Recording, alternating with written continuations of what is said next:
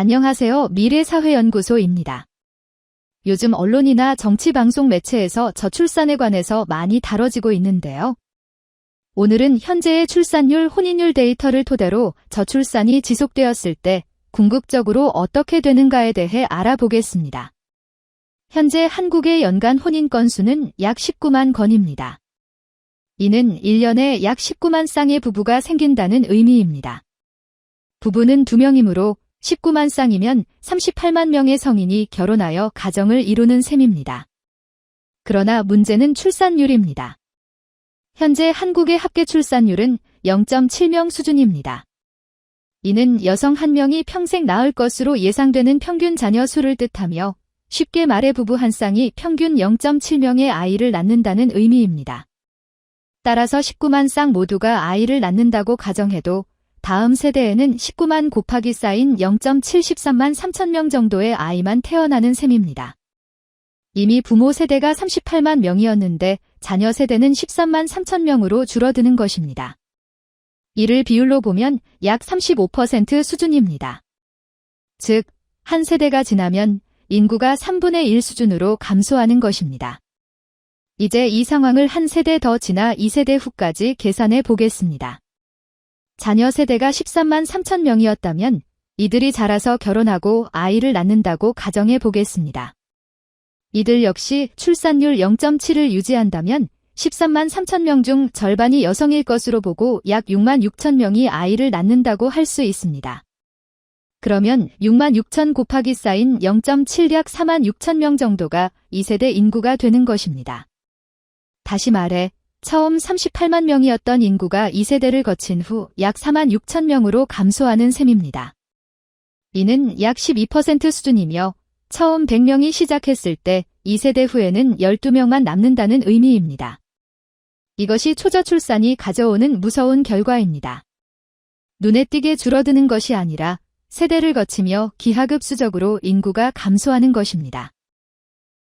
이러한 추세가 이어지면 3세대 후에는 약 1만 6천 명, 4세대 후에는 5천 명도 남지 않게 됩니다.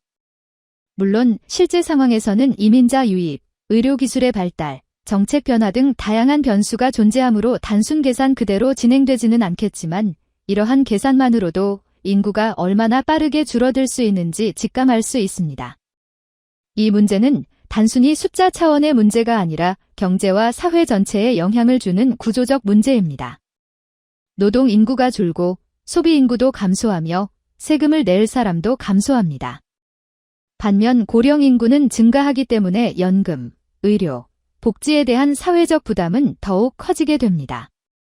그렇기 때문에 한국 사회가 저출산 문제를 심각하게 받아들이고 있는 것입니다. 이는 단순히 아이를 적게 낳는다는 차원이 아니라 국가 전체가 축소되고 있다는 위기의식과 연결되는 문제입니다. 초저출산 시대에 접어들며 사회 전반의 구조가 빠르게 변하고 있습니다. 인구가 급속히 줄어들면 노동력 감소, 생산성 저하, 소비 위축 등으로 경제의 성장 동력 자체가 약해질 수 있으며 이는 자산의 가치에도 직간접적인 영향을 줄 수 있습니다. 특히 이런 변화 속에서 우리는 자산을 안정적으로 지키고 장기적으로 위험을 분산할 수 있는 전략을 세워야 합니다.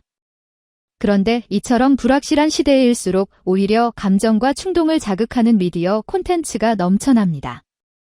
지금이라도 안 사면 늦는다, 기 종목은 무조건 간다, 모두가 투자하고 있다 같은 문구들은 투자자들의 불안 심리를 자극하며 이른바 추격 매수를 유도합니다. 하지만 이러한 결정은 대부분 시장 사이클에 반하는 고점 매수로 이어지며 자산 손실로 직결될 위험이 큽니다. 우리가 자산을 보호하기 위해서는 무엇보다 미디어를 비판적으로 소비하는 태도가 필요합니다. 투자 관련 유튜브 영상, 단기 수익을 강조하는 뉴스, 자극적인 썸네일과 제목에 일희일비하지 말고 그 안에 담긴 논리를 냉정하게 분석해야 합니다. 왜 지금 이 정보가 나왔는가? 이 정보는 누구의 이익을 위한 것인가? 내 재무 상황에 이 정보가 정말 맞는가? 라는 질문을 스스로에게 던질 수 있어야 합니다. 또한 자산을 지키기 위해서는 다음과 같은 기본 원칙을 지켜야 합니다. 계획 기반 투자. 은퇴까지 필요한 자금, 자녀 교육비, 비상자금 등을 계산한 후 이에 맞는 포트폴리오를 구성해야 합니다. 유행에 휩쓸린 매수는 피하고 자신의 필요와 리스크 감내 수준에 따라 자산 배분을 결정하는 것이 중요합니다. 장기적 관점. 단기 급등락에 흔들리지 않고 시간을 친구로 삼는 투자를 해야 합니다. 특히 저출산 시대에는 인구 구조가 주식시장과 부동산 시장에 미치는 영향을 장기적으로 분석하는 눈이 필요합니다. 정보 다변화. 하나의 채널이나 인플루언서 정보만 맹신하지 말고 다양한 관점을 비교하고 비판적으로 수용해야 합니다. 해외 시장 동향이나 정부 정책 변화까지도 통합적으로 판단하는 습관이 필요합니다. 심리 관리. 자산 시장은 결국 군중 심리의 싸움입니다. 내가 지금이라도 사지 않으면 안 될 것 같다고 느낄 때가 바로 가장 경계해야 할 순간입니다.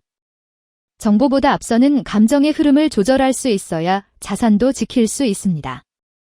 초저출산이라는 거대한 구조 변화는 미디어의 유혹보다 훨씬 더 거시적인 시선으로 접근해야 할 문제입니다. 지금 우리가 해야 할 일은 흘러가는 정보에 휘둘리지 않고 흐름 자체를 파악하는 것입니다. 빠른 수익을 쫓기보다 잃지 않는 전략이 결국 더 오래 살아남습니다. 그것이 이 시대 자산을 지키는 가장 지혜로운 방법입니다.